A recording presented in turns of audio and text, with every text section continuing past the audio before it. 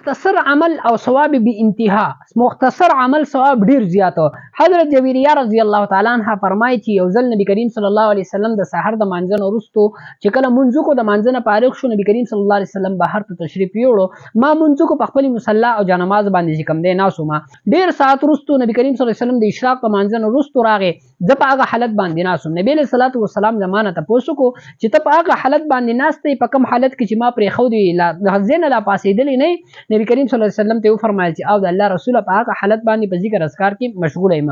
نبی کریم صلی الله علیه وسلم ورته فرمایل چې ما ستانه رستو درې کلمات درې پیری ویلې دي ک چرته د دې او تا چې د پدې ونیمو غنټو کې څومره ذکر اذکار کړی دی کدا چرته وزن کړل شي نو زماده دي درې کلمو هغه ټول په دې باندې درون شي.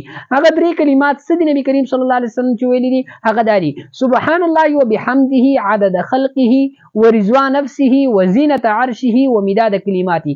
دا مختصر کلمات دي پکار دي چې دا مونږ زده کو او د خپل ژوندۍ مقصد جوړ کو، کم از کم سل پیری د دې اهتمام په ورځ کې ضرور کو.